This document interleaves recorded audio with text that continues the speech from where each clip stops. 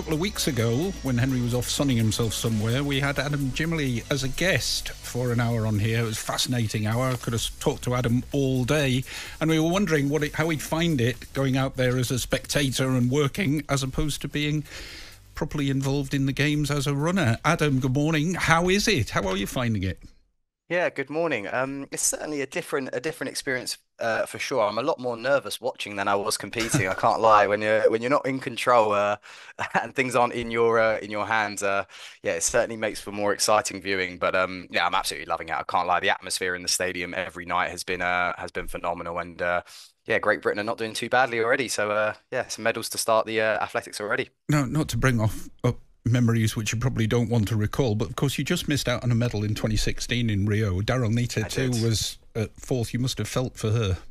Yeah, absolutely. I actually train with Daryl as well, so I'll be Yeah. able to actually talk her through a little bit of how she's feeling. But she's got the 200 today. She qualified really well Hmm. this morning. But yeah, I'm sure when she goes away and reflects, she'll look back at that and be super proud. She shouldn't be disappointed about just missing out on a medal.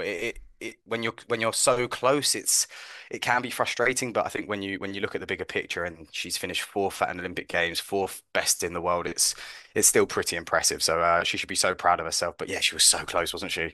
Indeed. What did you make of Dina Asher-Smith's form today in the 200, given the 100 really didn't go the way she wanted? Yeah, I know she was really disappointed with the 100. I think she just made a few mistakes in her running, but I think her 200, I would say, is an event where she can really go and dominate. And honestly, with some of the athletes that have pulled out, I heard you talk about Sharika Jackson. There's no Talu here. There's the medals are there. The medals there for the taking. So I know she'll have that anger that she'll be running with, and hopefully she can keep those emotions under control and yeah, go and deliver in that final. How aware were you of Julian Alfred, who won the women's 100 metres from St. Lucia, St. Lucia's first ever Olympic medal? We were hearing from Chris Ramsey earlier on, whose heritage is St. Lucian, and how excited that small little island is. Did you know of her form? Did you expect her to Yeah, of win? course. Of course. Honestly, I didn't have her to win. I had Carey down to win. I just Hmm. thought, but the way Julian Alfred started in the semi-final, I was thinking if Sha'Carri lets her get away, then there's no way you cannot give people a 2 meter advantage. It doesn't matter how good you are as an athlete in a 100 meter at an Olympic Games. Everyone on the line is talented. So yeah, honestly, it was a surprise that she won. But after the semi-final, everyone knows about how good Julian's been for the last few seasons, and always competitive. It's just with the caliber of athletes we have in the world at the moment, she sometimes didn't get any spotlight. So I'm glad she finally was able to do that for St. Lucia. And no doubt yesterday will be declared a national holiday, No Julian doubt. Alfred Day in St. Lucia. So fantastic for her and that small Caribbean island. Adam, hi, it's Henry. Just on the relays, when you won gold in London at the 2017 World Championships, you said afterwards it's not simply the four quickest guys, but it's No. the strongest team. So I assume you meant by that it's about balance, it's about chemistry. Yeah, Can you just absolutely. expand on that? Yeah, of course. So going back into that race, you look at the Jamaican team, they had Usain Bolt, some of the fastest men in the American team. They had Justin Gatlin and Christian Coleman, who were one and two in that 100 meters that year. And people always just think, oh, you put the four fastest guys together and they just get the baton round. But the relay's so technical and there's so much that goes into it. And if you really don't have that camaraderie and you don't have that teamwork, it's never going to work. And us as a four, and actually with the whole relay team and the coaches and stuff going into that championships, we had built such a strong connection, and we trust each other 100%. And we knew we had to take a lot of risks. And like I said, when you're running a relay, you've got the incoming runner coming in with full speed. The outgoing runner is not looking back. He has to accelerate as hard as he can, put his hand back and trust that he's going to get caught and get that baton. And it's when you start not trusting, you turn around and slowing down, that's when the mistakes are made. And we had full trust in each other. And yeah, for us to go out and deliver in London, it's for me one of my favorite memories in life, really. It's an evening I wish I could go back and experience again. It was you were hugging the guys that night. You didn't want to let go. But yeah, like I said, it doesn't matter how fast you are if you haven't got the teamwork, which we normally see. Well, you see that from Italy won the last Olympics, and they had the Olympic champion, and the other three guys weren't anywhere even close. So it's all about that teamwork, and that's why the relays are so important, because anything can happen. Did your background in team sport, like football, help with that? Oh, absolutely. I think it helped massively for me coming from a team sport to an individual sport. It was certainly a big adjustment for sure, getting all the attention for yourself. But then when you come to a football, because I've grown up in that environment my whole life, I think I was one of the guys that really took charge of it, brought us all together, and sat us down and said, guys, listen, if we might not be the fastest guys here, we are very fast. Like, I'm not saying we're not fast, or we're Olympic level sprinters, but if we get this right, we can really make history here.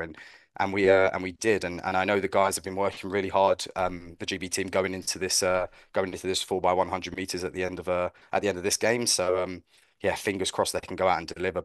But you still do have to have the speed. Like I said, you still do have to be running fast. And luckily we've got some very fast sprinters this year. So yeah, I've no doubt they're going to go and deliver. You were in Chelsea's academy for 7 years, between the age of 8 and 15.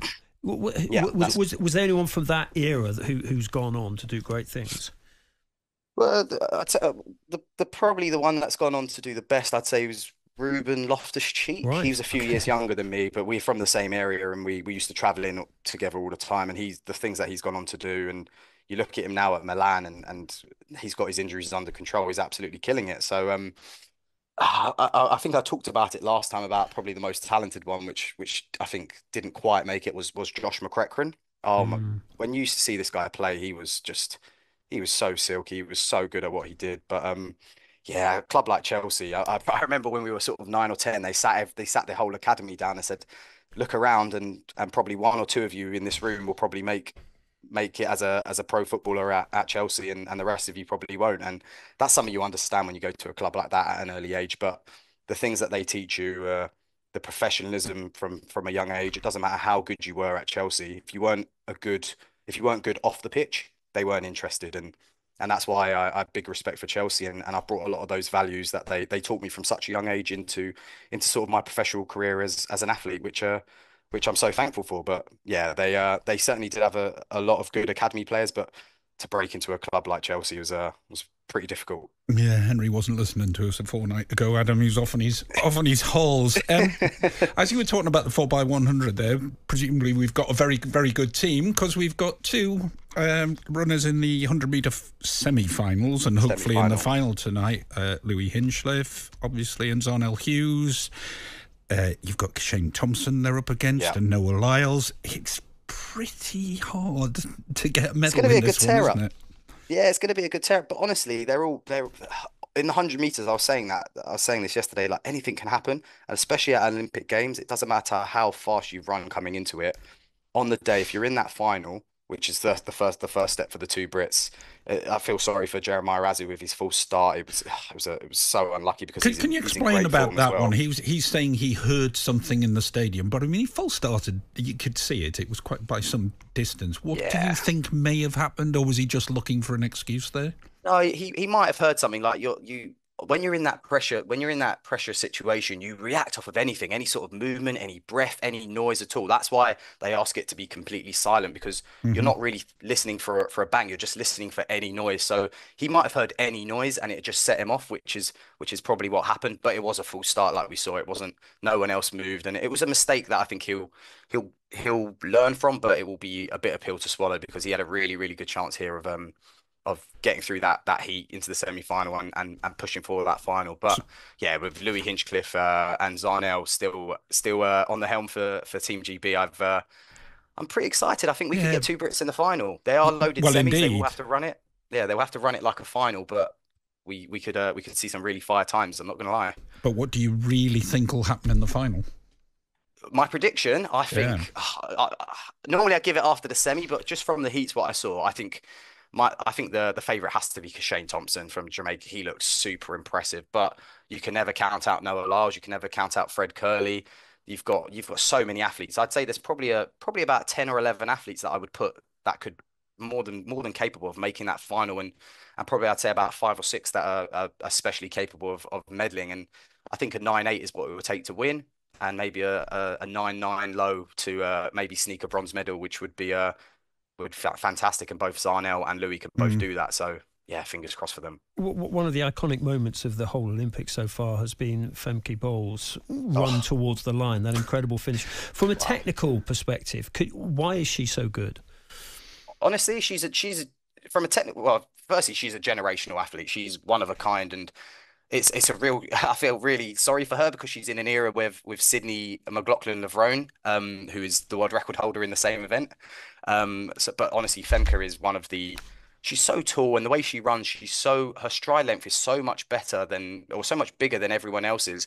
It's almost like a Usain, and she's so smooth as well. When you see her run, there's not an ounce of tension on her face. She's so relaxed in her shoulders, and she just trusts her ability. She trusts her top end to bring her through. So that last 50, when everyone is decelerating, she's able to just keep her form, stay nice and relaxed, and just come through. And she brought them the gold medal, which was insane because she was about 25 meters back. So yeah, phenomenal for her and the rest of the Netherlands team.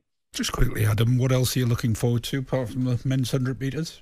Men's 100 meters tonight. We've got the 1500 meter, the semi-finals, which will be really, really good. We just had the men's hurdles kick off this morning as well, so that's going to be an exciting one. But I think the four hurdles as well is probably the event that most people are looking forward to. Femke versus Sydney in that. So yeah, it's going to be one not to miss. So make sure you tune in and listen for that one.